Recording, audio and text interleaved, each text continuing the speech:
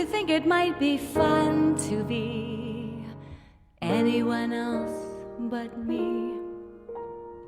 I thought that it would be a pleasant surprise to wake up as a couple of other guys. This is Pamela Kuhn, and the curtain is up on Center Stage, the show about the arts and the artists behind their work. There are many artists who grace the platform of the American songbook. Some have the voice, and some have the gift of storytelling with that voice. My guest today has both. Chanteuse Jennifer Roberts is no stranger to Center Stage. Her album, An Evening with Jennifer Roberts, was featured on my show before COVID. I learned so much about the inner workings of Jennifer, her choices of repertoire, and how she develops her life as a performer.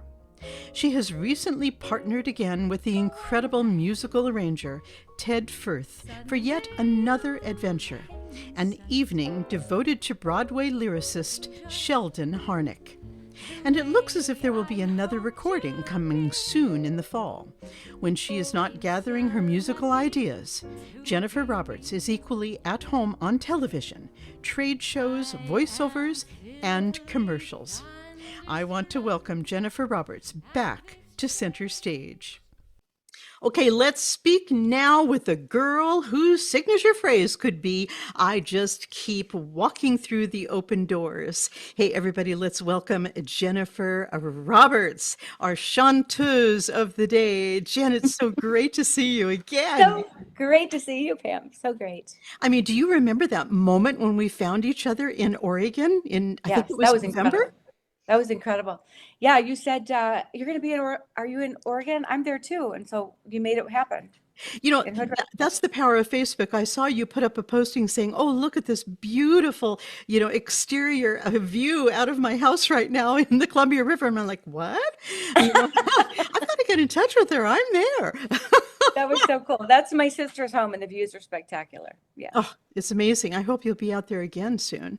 Oh, me too. Yeah. So what's cooking, girl? I mean, I know that you've been busy, and I know when we met, we talked about future projects, and you and Ted Firth, the great, wonderful pianist and musical arranger. I mean, he is a legend.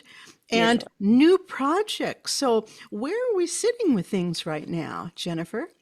Well, I'm independent, so I have to make all my own money to do my CDs. Yeah. So I reached out to Ted. We still have some shows that we want to create together, but I reached out to him about possibly doing a new CD in the fall, just piano and voice. Oh. So I'm super excited about that. Some arrangements that he's already created for me. One is Some Other Time, which and then I think we're going to do I'll Get By. I did a kind of a single of this one before, but we're just going to pull the songs that kind of tug at our hearts. And I've got a few Gershwins that I would love to do, at least two of them.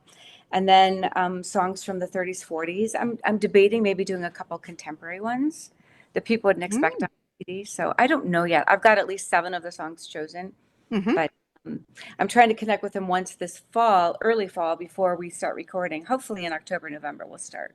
But We've got something to look forward to and another interview after that. Oh my gosh. And so you'll be coming to New York for that. Yes. Oh, so exciting. And I know it is. Tell me about the show you did in April, I believe. Oh, Sheldon. It was Sheldon Harnick. Talk to me about the show. So we have been doing, Ted and I, and then a variety of bassists. This was Steve Dwyer the last few times. We do a tribute show to Sheldon Harnick, and those songs in that show, it's about 1 hour, were songs that just really moved me that Sheldon created.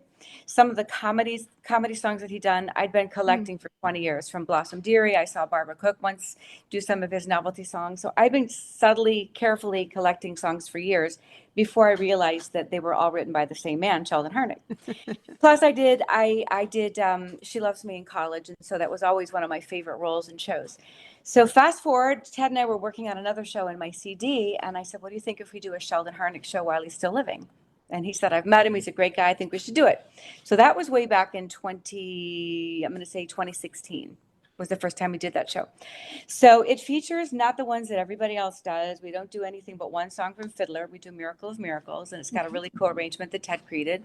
And then 4 or 5 songs from She Loves Me. I sing some of the men's and also some of my favorite women's, but there's still more that I would love to do. And then 3 or 4 of the songs that Sheldon created by himself, song lyrics and music. And Sheldon actually sent me 3 of those songs himself when we were just beginning to discover the songs that I wanted to do. There was 3 obscure ones. So I contacted him in writing and through a friend, and he supplied one that was cut for Fiddler in Detroit called As Much as That. And then I had asked for another one. He sent me Garbage, which is the one I really wanted to do that's out of print, which you would know as an opera singer. And then the third one he sent me was one called Just My Luck, and it was from a show called The Body Beautiful. So again, these are really obscure songs that people have rarely heard if ever.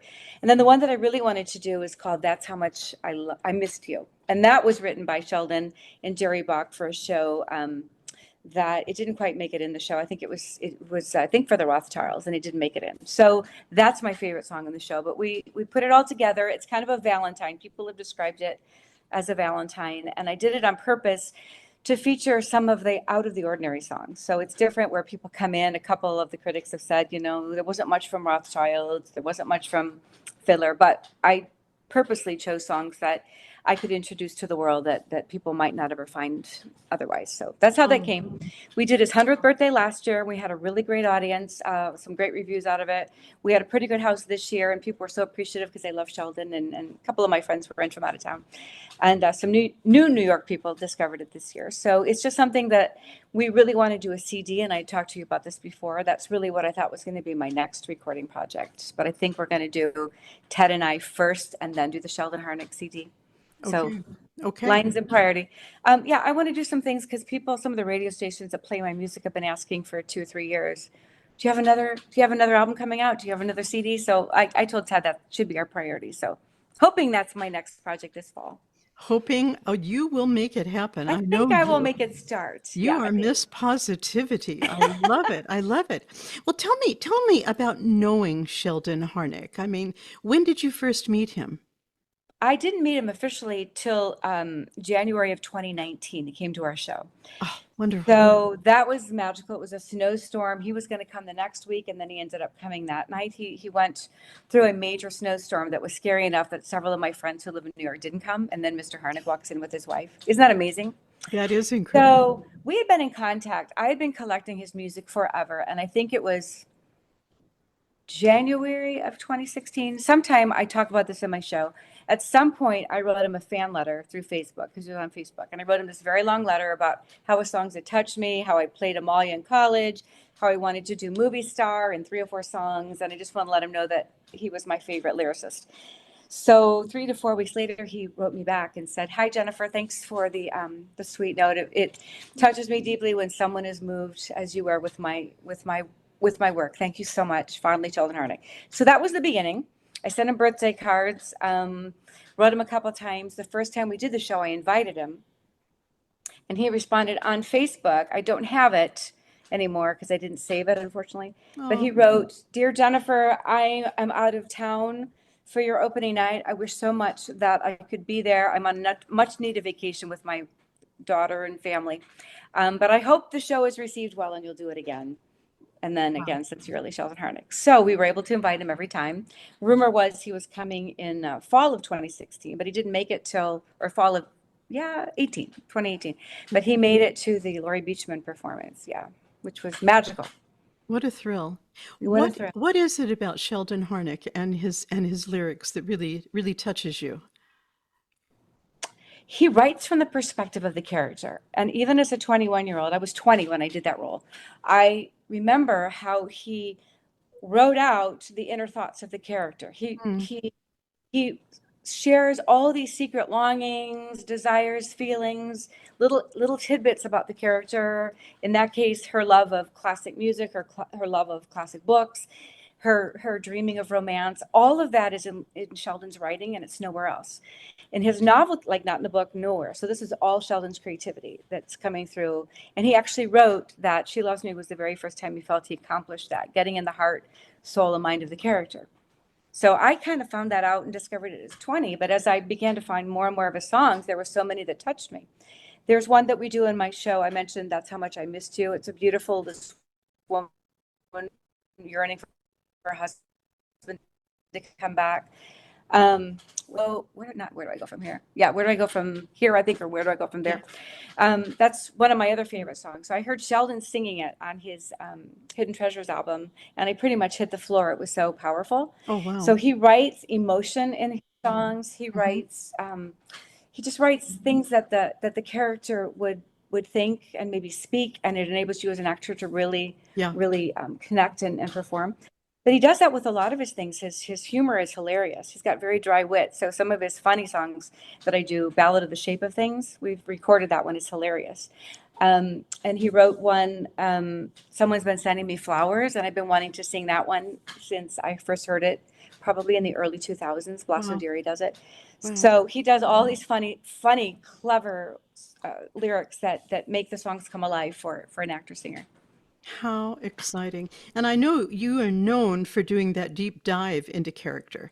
And so I'm sure this would really resonate with you. In fact, you've actually got your own collaboration going in there between Sheldon Harnick and Jerry Bach with your cats, right? My, my cats, you just saw Jerry, he's gone. Yes. And I ended up losing her. It's a long story, but I took her down to meet my parents, and she got out and never got her back. Oh, So I rescued, I know, this little kitten that I named him Sheldon, and he's hilarious. He's adorable. He's so sweet. And then I realized he needed a partner or a playmate. So hmm.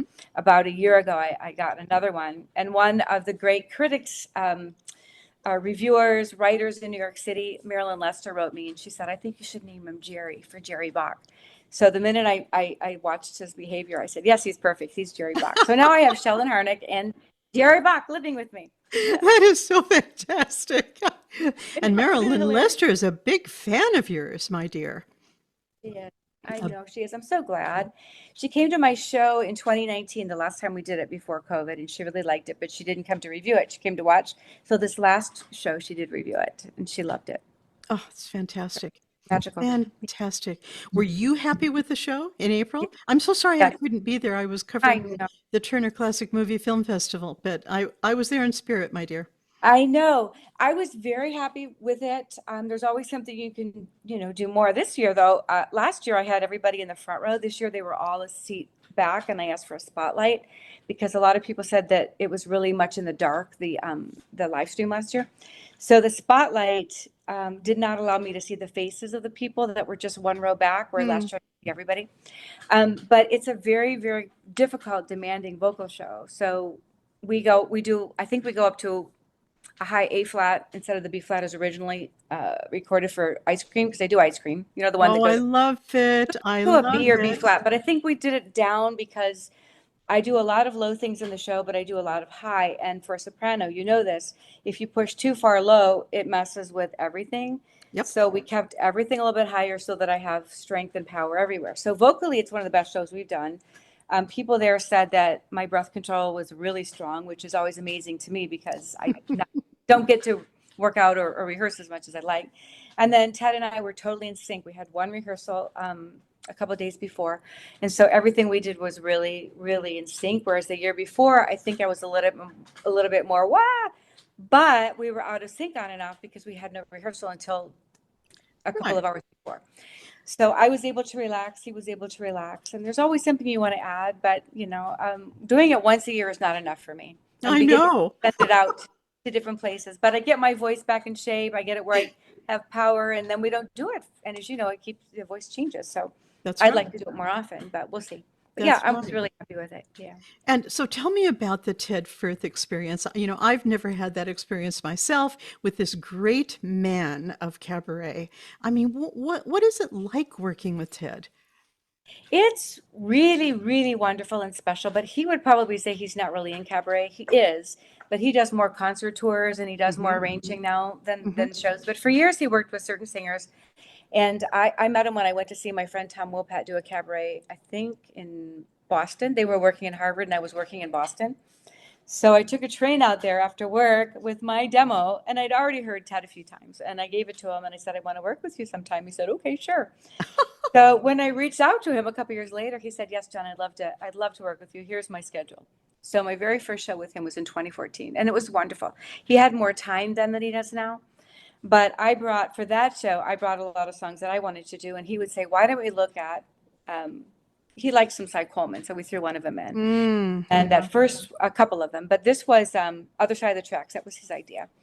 And then some of them came out of the first show that I did, Cabaret New York, the travel one, several Mean to Me. Several of those were arrangements that we had already done before with someone else. Mark Janis and Andy Gale was my original director. So Ted is so professional. It's so much fun. But we work like we run through the show and we're done. So I look forward to being able to create with him again. We had talked at the very beginning of COVID about these new 3 shows that I want to do. And it all got put on hold because of the amount of arranging he started to do. And then COVID took a lot of my work away, so I couldn't be in New York as frequently as I wanted to. So those are still things I want to do.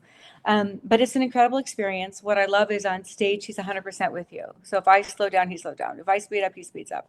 Okay. I don't have to worry about hearing the wrong chord in my ear or us not being in sync. And that's really, really, really important and very special.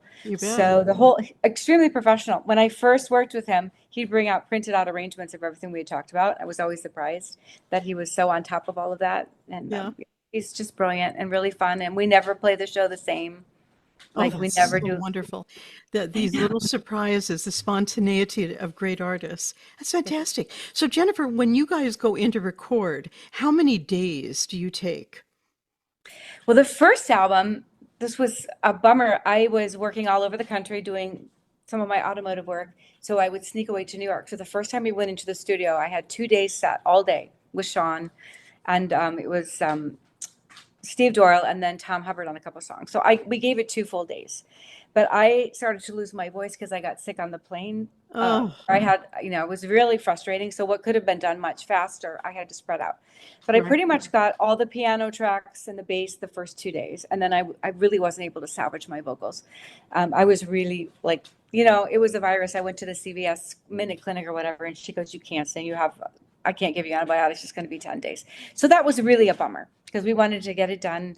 But we did record, fast forward to February. So those were all done. And I would go in with Sean and re-record the voice and record some of it for the first time. And then in February that year, I think Tom Hubbard and Ted and I went in and we recorded 2 more songs. For sure, we did Willie Like Me. And we did that one with just a couple takes. That's the one that we saved. And then Nobody's Heart, same thing. Ted and I recorded that with just a couple takes. And there was a couple that were piano voice that we laid down that one time, and we kept pretty much everything that we recorded. But I think there was another song that we did, maybe Ballad of Shape of Things. But there was something else that Ted and Tom and I recorded all together. I think it's the Ballad. Nice. And then I would go in every couple months. I could go back to New York and work with Sean on finishing the vocals up. And then 2 of them, home, I have Ted and Steve singing backup. But they were only available that first couple of days. So I would go in with Sean and I'd pick the best that they did. And we tried to pull with that. With Travel, where I go on, we have all those little voiceovers from all the different people. I had Steve and Ted do them all. And then I would call different friends in, and a couple people like digitally record and sent to me via, attachment, whatever. But I did go down to the basement of Don't Tell Mama and brought Sidney Meyer down there, and he's hilarious. So I had him record like 10 things on my phone. So Sean moved that one in. And then a couple other actor friends came in and recorded for me. So that's kind of how that happened. But wow, gave it 2 days originally. Most people take 2 to 4 days.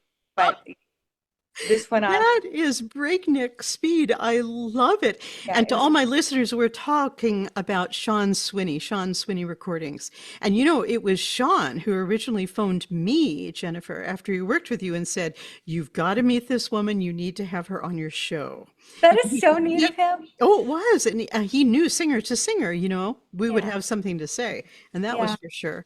And he was so wonderful. It was just he and I in the for all the editing, all the choices. That was just he and I. So he was my second year, which was great. And when it would be something that I had questions about, I'd roll it to him, and he said, I agree with you. I like the first take, or let's listen to this one. So it was really neat to have him as my sounding board and engineer, and he did everything with. But he was great, and I wrote him to see what he charges now and to see if he was available to work with me and Ted this fall. And he said, I would so love to work with you and Ted again. Let's make it happen. So I told him I'd be back with. And Yeah. he's got such great ears, and he's Yes. so fantastic at editing. I Yes. really appreciate that about Sean Swinney. Wow, that is tremendous. So professional also, yes. And his studio's moved. It's a little bit further south now. So That's right. That's yeah. right. So we Yeah. know where he is. We just have to we have to schedule where Ted and I can be together at the same time. But I think it's easier this time to just piano and voice. And then we'll go back to doing. Well, there's a direct intimacy about just piano and voice. I was just speaking to Uta Lemper, and she was doing exactly the same thing, trying to find that beautiful quiet, that you could find with one collaborator. And it's true. It's something so extraordinarily special. And you both play off each other. We do. Like, that's my favorite thing. And I really noticed with the last show that we did, we really, really played off each other. And when we did Nobody's Heart, because that was alive, just he and I. So that is a magical thing that you don't have with everyone. Yeah, We're exactly. think, breathe, and move alike. So yes, I'm going to ask him if there's any songs he wants us to record, because for Sheldon's show, I picked them all. I said they're staying in the show. I don't care if we have too many ballads or if you guys want to change the tempo. This is the songs I want to do in this show. This one, I'm going to open it up to Ted's suggestions as well, That's so exciting. because there's a couple that he loves that are piano and voice, and so yeah, that's going to be fun. That will have some new flavors. That's really exciting. So I know. you're expecting to do this maybe in October? And That's my plan. oh, October, I love November. it. I Yeah. love it. I can't wait And for the release of this. Me too. So if we can have a really good day or two, we'll be done a lot faster than the other one, because the other one required all the voices and all the editing and all the, that took hours, where just Ted and I will be You bet. faster. So that's why I've been trying to get together with him since April to try to go through what we've already chosen and to maybe run through a couple that I'd like to maybe look at, so that when we go in the studio, we're rehearsed and I have something to look at when I'm home. Because I like to see whatever we've got before I do it, obviously. Oh my gosh, yes, but finding free time with Ted Firth is like looking for a needle in that haystack. And the next time you come to New York, you have to wear your mask on the plane. No more getting I sick. do. I do. That was before COVID. I got that mask. I got that virus in 2018. That was before COVID. So I've been wearing my mask no matter. I'm the only one on the plane anymore that still wears masks. Yeah, but you and me. You and me. It's Yeah, just there's one no of way. those things that's going to stick. And as a singer, I think it's just, self-care. I think it's a wonderful thing. It's very, very important. Yeah. Now, Jennifer, the really cool thing about you is that you wear all these different hats. And I know that you've had this life steeped in the auto industry. I mean, when we first met and did our first interview, we didn't talk so much about that. But I'm a girl whose dad was a car mechanic, and I'm really into cars myself. So how did you get into this whole world of auto shows? That is a great question. So I moved back from Nashville to Detroit in the late 80s. And at the time, Detroit was booming for video production, for training. We're like the number it's like 2 or 3 in the nation for audio video, like video trainer and SAG work and everything. So I started doing commercials and a lot of training videos and things right away. And I had an agent at one of my agencies that I said, I think you'd be great with my client for auto shows. So she was like 82 at the time, and she had me meet this man who hired me. So my first job at the auto shows was talking about JBL audio systems that were tuned to the interiors of cars, and I loved it. I would play my show tunes, Barbara Cook, Tony Bennett. I'd play all these. They'd give me some tracks to play, but I would, buy CDs on the road and put my own stuff in. So for a year or two, that's what I did. I talked about cars at all the major shows. About the audio. But standing in Ford on a show, like a tour show, all the guys would ask me about the engine and everything else. So rather than tell them I don't know, I started learning a ton about all the engines and so forth. So the next year, I became a narrator spokesperson at Ford, and I did that for several years. Then I went back to the audio job. And for the Ford days, they would overnight you a script, and you'd memorize it verbatim.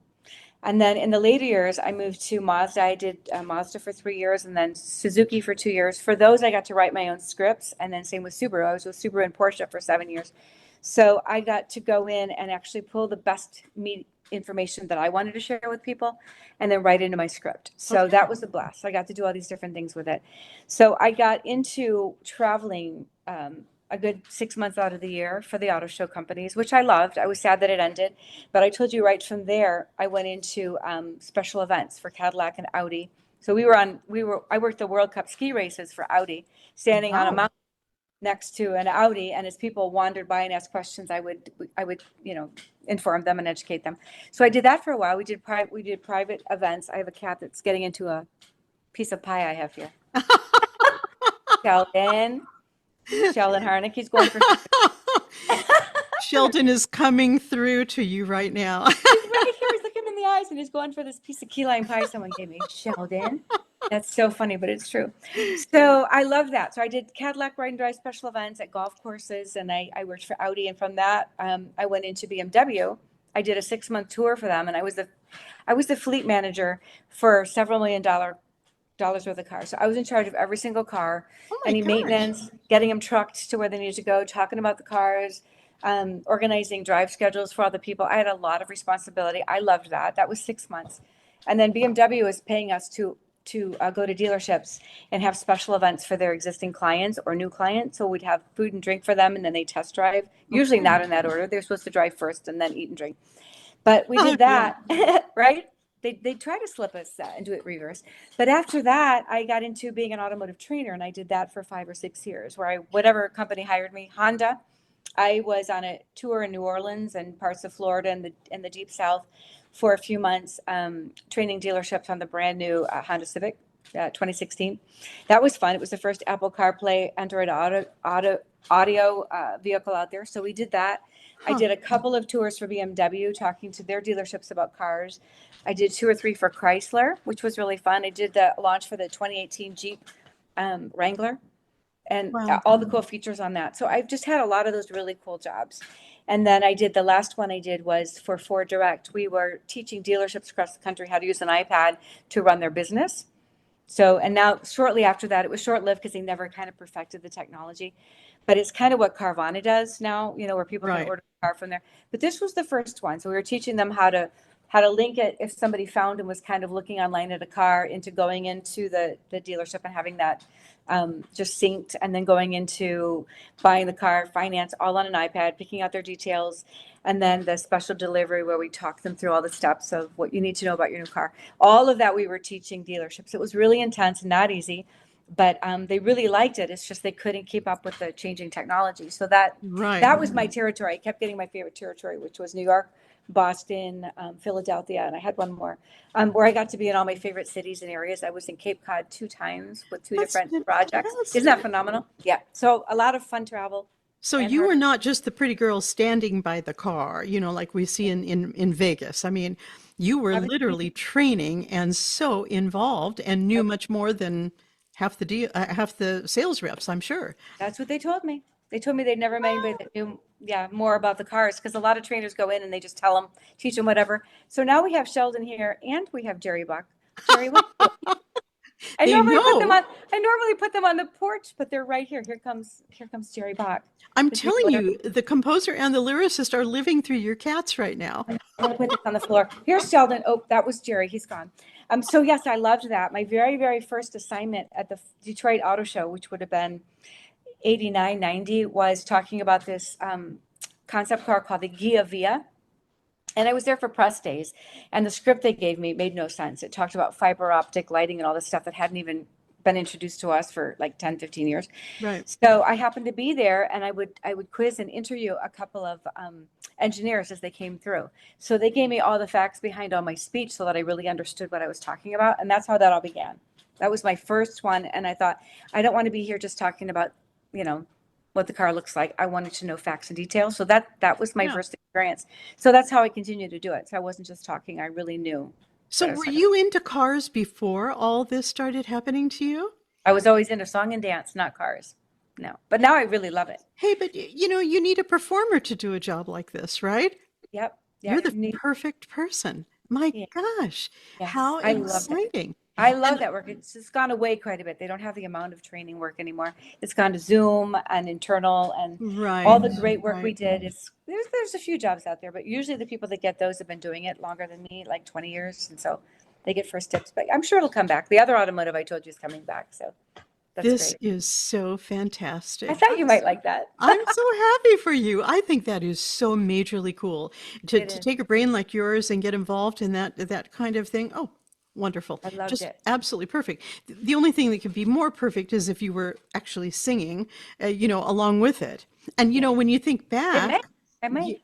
years and years and years ago, I remember Chevrolet commercials always with the memorable song, that went with selling the cars. That's so fun, Jennifer. It was so much fun. It was so much fun. So, I started this interview talking about how you just keep walking through the doors. And I get the impression that you're the kind of person that actually makes life happen. You're not just waiting around all the time. Have the doors been there in just succession and you've seen it and taken advantage of it, or have you Pretty just much. been lucky? Both. I never tried to make things happen. So I just always tried to do the very best that I could. And I take each job very seriously, even if it's, the most menial. So for my career, that just kept happening, like around 17, 18, all the way until maybe 10 years ago. I just kept getting calls to sing with a symphony, to understudy a show, to be in this show. I mean, I'd have to Hmm. audition on and Hmm. off. And then Hmm. same with my film work and my TV work. I'd Hmm. have to do the initial audition, but they just kept opening for years and years and years. And then COVID, like I said, hurt a lot of that. Automotive, I just kind of stumbled in. Somebody would either recommend me for something, or somebody would see me doing something. So back in my Opryland days, where I told you about that Nashville thing coming up, I was on stage my very first show, and somebody heard my voice and asked me if I would record some radio commercials, and that paid. And then somebody else saw me on stage and asked if I would audition for a commercial. And so he ended up just giving me a few commercials. I still was auditioning for a lot and booking a lot from auditions, but all that first stuff just came from seeing me on stage. Hmm. And then Hmm. we got the opportunity to do TV recordings. I was a special guest on a couple of different cable shows that were just beginning in Nashville. And I guess I gave a strong first show and second show, so they just kept inviting me back. And those were intense. It was one rehearsal, pick a key, one rehearsal with the band, and Yeah. filming. So there Yeah. wasn't going back and screwing up. And I didn't miss anything, and I'm still in shock of that. Never lost a lyric, never missed a note. I'm kind of blown away because I was a baby. I was 22 and 24 when I did all those recordings, and that's a lot of pressure. But we would just go and let it happen. So for all of that, the doors just kept opening. So right now, there's a lot calling me to New York. There's things that that are a little bit more in New York for me than there are here. Ah. Um, so we'll see. But yeah, I've never tried to force a door open. And I've been wanting to get back and do some stuff in New York for 3 years, but I have to wait on finances, and I have to wait on Ted's avail. And, there's a lot of things that are kind of, the waiting is waiting for either the funds for the next project or Ted to say, all right, I've got these 3 days. So my waiting was very difficult during COVID, as you know, when nothing was going on and everything shut down, and we couldn't make things happen. I did record 5 songs for a songwriter.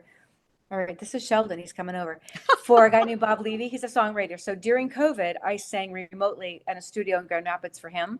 And then we had a guy, I think in Boston, record all those and put them all together, or mix them. Well, they were mixed, but he did all the fine Hmm. tuning.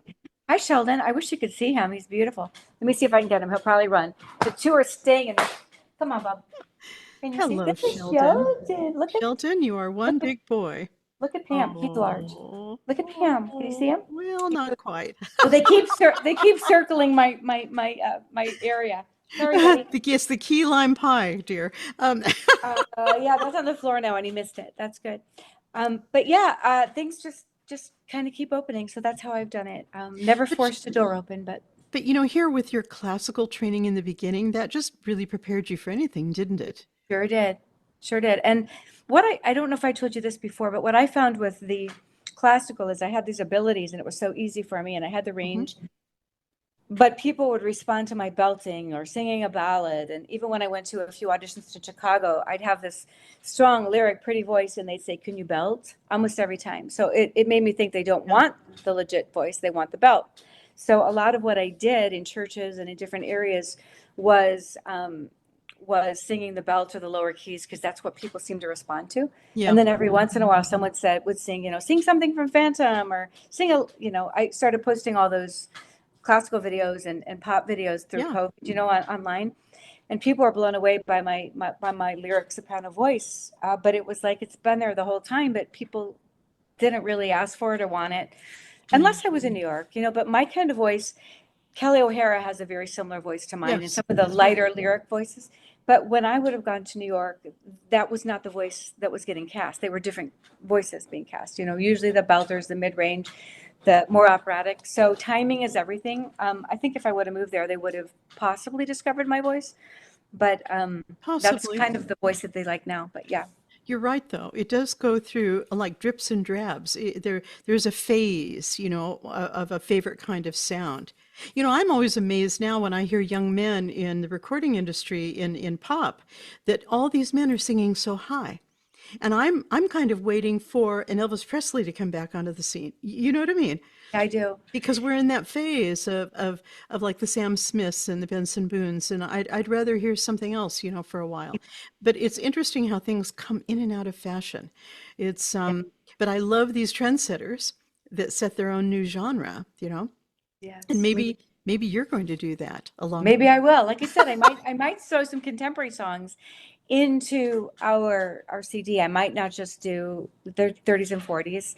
So I'm going to ask Ted. One of the first reviews of my CD, Stephen Mosier with Broadway World, said that he thinks my second CD should be everything but American Songbook, something interesting. about contemporary music or pop. So we might Yeah. throw 2 or 3 songs in there. I don't know yet. I might do an all contemporary. Plus, I have a lot of friends that are songwriter lyricists in New York, and I would love to do at some point a show and a CD based on their music. The new songwriters. Yeah. So there's just so many ideas, but it all takes time and money, and so Yes, it does, my starting dear. is fun. Yeah, We need and I some. could go cheaper for recording, but I had such a good experience with Sean, and Uh-huh. I so like the way our CD turned out that I want to work with Sean again. Oh yeah, So and he knows voices. yeah, Would you consider doing something by like Jake Heggie or Laurie Laitman, yeah, who are kind of out there in the classical contemporary world right now? That could be exciting for your it sound. would. I'll have to look them up and listen to their styles because yeah, I'm always open. I always changed it up too. I never sang the same thing or the same style very long. And So actually, Jennifer, there are so many women songwriters out there right now, which excites me. I mean, they bring, again, something very different to the table. And, maybe like harkening back to Sheldon Harnick, who actually got right into the character. And I think women now are really writing for women, they which really are. I find very exciting and some beautiful melodies. Oh my I, gosh. so send me some names so I I will can. do. I will do. I promise. One of my friend is Annie Dinerman, and she's a really good contemporary songwriter. Yeah. And Mary Foster Conklin has a show where she features each week a female songwriter. So she played all of her songs come from female lyricists, basically, or songwriters. And she played a couple of ours where Carolyn Lee was the lyricist on her CD or on her show. Well, So there is a well, difference in the way women write, which I love. Yeah, it is there more. is. There is. And they're allowed to have a voice now, which is even better. I mean, it's not so hard. We're not still clawing our way up into the top. This is fantastic, Jennifer. I Well, know it's so. I've got to say I'm really looking forward to the next recording, and I love the idea that you two want to collaborate and bring your own choices, to your recording. And I think we'll have all the riches of a variety of composers. I think so too. I can't wait to see what he wants to do. I know he has a couple of favorite songs, but I'll ask him what he would like us to do. So I'm excited. My favorite stage, I mean, I love performing, but I really love doing the research and I love finding the gems and I love running them by Ted. And either he has an Yeah. idea for it. In our Sheldon show, there was songs I definitely wanted in, and Ted didn't think they were musically interesting enough. So Hmm. Lance Roberts, our director, would say, "Hey, why don't we do this one kind of a blues soulful? Why don't we put this spin on it? Ted, why don't you come out, out of the box?" So we do several things that it was actually Lance that suggested. So this Wow. time I'll probably go in and I always give the musical director full freedom to create how he wants. Hmm. But this time I might go in and say, "I really would love to do this one this way, this one this way, this one." So we'll see. But I always like to give him freedom. I don't tell him how to do his job, and he always does brilliant work. And he's different with every artist too. So everybody's That's works right. different. That's right. But the thing that's so great about you is that your standards are so high. The people you work with are consistently fantastic. Yeah, So, I you know, can't do any less. I go back to my early 20s when I was singing and dancing at this theme park where the quality was so high, the quality of production, the choral arrangements, the solos, the dance. We worked with full orchestras on a daily basis, yeah, 20 plus hours a week. So that's where my level of work ethic came and where my level of professionalism came, where I can't go back and do something that's mediocre to get it out there. I can't. That's why I'm so waiting. true. Yeah, It's so true. can't go backwards. Tell me this, if you were living in New York City, where would you be trying to put most of your energy? I would say probably Broadway. Yeah. Hmm. It's the hardest thing to get in, especially when you're not 30. I had an agent interest in New York 20 years ago, but she wanted me to move there. Now you can do things via Zoom and remote. You can fly in, but she told me she would send me in on the days where the regulars that are called in first aren't available to get me in the door. But she told me that casting directors in New York and Chicago figure that if you're 30 and they don't know who you are, you're nobody. So they wouldn't even call you in. So that's not so much the case anymore with YouTube and Facebook and websites, and they can Hmm. see your work over time. But back when I was considering doing it, they wouldn't have probably even let me in the door to be seen. Yeah, well, things are different now. They're different now. But I've had three directors that I've worked with, and Lance, my director of the Sheldon Show, says I need to be in New York. My director for many years for All Night Strut told me it just takes one Broadway show and everything opens up. So Oh, that's right.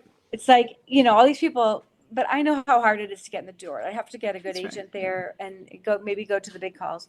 But that would be the focus just because it's a regular check. It's a great credential. That's People right. would see my work. But then I would focus on small rooms too, because I have a real love of intimate small rooms, even Hmm. smaller than the ones I've been singing in.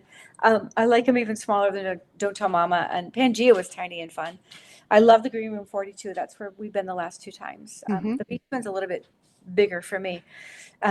But it would be really, really, really fun to do small, intimate rooms and a little bit more jazz and swing that we're doing now. Because I think my Sheldon show, because of his writing, is more musical theater. Yeah. But my love and passion has always been swing and pop and 30s, 40s, some jazz. So I would focus on, getting a gig in one of those little rooms with a good band. Oh, I would love that. I would just love to have you here. Well, I got to say, I'm looking forward to this recording, and I'm looking forward to your perky little face and the talent of Ted Firth coming together. That I can't wait for that. It's been too long, but we had a really good time in April, and he Bravo. already wrote me back and said, "Let me know what your plans are for recording, and I'll let you know my schedule." So we have committed to that. We just have to know when I can get away and be there, and when he can fit in, 2-3 days straight. Okay. But like I said, I want to meet up with him once so that when we go into the studio, we've already worked out arrangements and keys, and I can just do my thing because it's really fun. I love recording. And that was another first experience I did in Nashville in my early 20s. We recorded our cast albums, and I did some recording in high school. I was a soloist when we did an album in high school. So all these early experiences make everything now easier, or I've Easier. already done it. So it's just Because all so simpler. many artists are intimidated by the recording process and their expectation of perfection. But no, no, not you. No, and that's one of my favorite things, the intimacy of the recording studio. And then I think it's because I've done a lot of voiceovers over the years, and I've Yeah, done, yeah. so I feel very comfortable in front of the You mic. know how to handle it. Yeah, You know and it's how to handle a lot of things, I girl. I've always been juggling a lot. You're right. I want you to keep walking through those doors. It's Me very too. exciting to take us along. Well, I told you Jennifer, my newest door is the Nashville thing. I'm doing this Nashville uh TV show next week. It's I think it's called This Is Nashville. It's a Nashville public radio station, and they're delving into Opryland, the days that I was there, and he somehow found me again and asked me to be a part of it. So that's going to be filming on Tuesday, and I'm going to do it Zoom. I can't get to Nashville on Tuesday, but that's the next open door. I get to do another interview like this one with you. So isn't that fun? It's always something new this is that so throws me. exciting, and we've got to keep public radio going, and We and do. That you was know, my first thought today. public access. I mean, very important right now. You'll be a major part of that. I love it. Oh my God, Jennifer. Well, it's great talking to you again. I just Great talking to you. love your energy. I hope the Thank- next time we meet, it's either going to be in a cabaret room in New York or it's going to be in Hood River, Oregon again. Wouldn't that be And great? We'll have to sync that. Yes. Have to sync that. Yes. It- We'll have to so go into one of Hood River's little coffee houses and just grab the mic and sing. I take it mean, away. hey, why not? I love that. Hey, Yeah. how can everyone find out about you, get in touch with you if they need to, or find your music? So the music, An Evening with Jennifer Roberts, and several of my singles are on all radio platforms. So the first album I did not put on YouTube on purpose because I wanted people to buy it, not get Yeah, it for free on YouTube. So it's on everything: Pandora, Spotify, Apple great. Music, it's everywhere, and Amazon. My website, Jennifer G. Roberts. I'm just now over the last 6 months figuring out how to update it myself. You know, I paid like you someone to do mine. But I've learned, and it's really what I do is very different than somebody who really knows what they're doing. But that's where I'll have information. That's where I'll have news. Um, I've got a lot of reviews out there on my CDs that are on my website. Also, there's a page called All About Jazz, and I don't pay for the site anymore. I should again. And it's got some clips of my reviews and some photos of us. So the website is probably the easiest, jennifergroberts.com. But I'm on IMDb. I'm kind of everywhere. Yeah, you But are. and Facebook, I have an artist page on Facebook and also on Instagram, and then my regular personal page. And I think there's a contact info on my website. And if not, anybody, people write me through Facebook. That's how these interviewers have found me.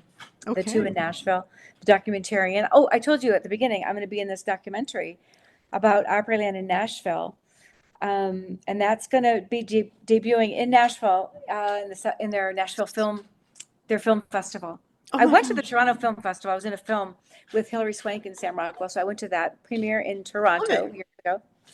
But this one, I'm going to be a special guest. I don't know how much I'll be in it. He said at the beginning, maybe 5 minutes or so, but he's going to tell my story, which I think is cool, unless it's been cut out. It could have been cut out. I don't know. But anyway, he's been shot. He was going to debut it in January. And he said he's been floating it to different film festivals ever since. And he kind of unofficially announced yesterday, just before we talked, that it's going to debut at the Nashville Film Festival. So I'll be down there. I hope I'm free, September 18th to 24th. Oh, I'm wow. not sure what days I'll be able to get away, but I want to be a part of that. It's very Oh, special. yeah. It's about the magical place where we all began. That's where all the Broadway stars began, almost all of them. It's so interesting, isn't it? Yeah, And and then he chose Nashville, me to. oh, Yeah, and he chose me out of all the people that worked there to be one of his featured artists. That's really cool. very special. I Very love special. it. Well, good I'm luck very with honored and all I'm of super this. excited. But in the film world, you think you're in these scenes and then they disappear. So by the time I see this, I might be down to 30 seconds. But anyway, Maybe not. maybe Maybe not. not. We'll hold But out for the it was a best. magical, yeah, it's a magical place. I'm a part of that big film, the documentary. It's created by a guy by the name of Brandon Vestal, and Okay. he lives in Nashville. And he used to go there as a little child. He went to Opryland every year with his family. So he's not an entertainer, as far as I know. He runs a filming business and everything in Nashville. But he always had in his heart that he wanted to preserve the memory of Opryland. So he's the one that's doing There you all go. of this himself. And it's already been in the works for 3 or 4 years. And it's exciting that he's set a date and it's almost here. So that's really exciting. And it ties my very first days with today, which I think is really neat. This is very, very thrilling. I Good for know. you, Jen. Good Thank for you. I'm you. excited for it. Well, we're going to have to stay in touch, Yes. and all the best with all of this work, and Thank good luck with the documentary. I mean, everything is just so exciting. My No, gosh. that's another, right? That's another open door. I mentioned that on my Yeah. CD, but how did he find me of the thousands of people, Brandon? How did he find me of all the thousands of entertainers that work there? And now I'm going to be a special guest at the premiere, and all these different things that's just walking through the door. So yeah, That's right. You've and I got it, have a babe. couple of things I can't tell you about that may happen, which will also be neat. I can't But I did wait. tell you about the symphony in February, so I get to Okay. sing with a concert band. So yeah. Oh God, All all is the well. best. All the best. Thank you, Pam. Let's stay in And touch. we'll talk again soon. And when that recording comes out, I want the first one. So there we Promise go. you. I'm just so excited to get it going. And like I said, I've got to do my homework before I show up so that the session will go easily. So, like I said, I've got to have Ted come up with a couple songs he wants to do. And I'm in the early stages of slimming it down, Okay. but I'm excited. I'll keep you So posted. much. You're such a talent, Jennifer Roberts. Thank Thank you you, so Pam. much for sharing on Center Stage. You're so Hey, welcome. everyone, go out and discover this fantastic singer and actress and Thank you. auto show Well, I'm person. not on a show anymore, but automotive for sure. Okay, Yeah, fine. I'm doing some fun automotive work again, so I'm thrilled. Traveling through mid-September. So every Wow, week I'll be in a different city and area doing the car thing. So I'm super excited. I am too. Oh Thank you. my gosh, one of these days I need to tag along. Well, I'll invite you if I get any cool gigs again with BMW, that'd be or great. Audi. You're there. I'll invite you. I'll pick That'd you be up. great. I'd love it. All right, all the best. Go You too. back and handle, Mr. Jerry Bach Can you hear him crying right now? Here. oh, Jerry Bach, well, he's an attention getter. Yeah, you met Sheldon almost, and Jerry you saw in the back, and then he moved to the side. I normally lock them up, but I didn't have the heart to grab them and throw them out in the heat, so they're here. Thank you so much, Pam. you take care, sweetheart. We'll be talking soon. And to all my listeners, I really want you to discover Jennifer G. Roberts. And this is Pamela Kuhn, and the curtain is now down on Center Stage. While I'm still here, while I'm still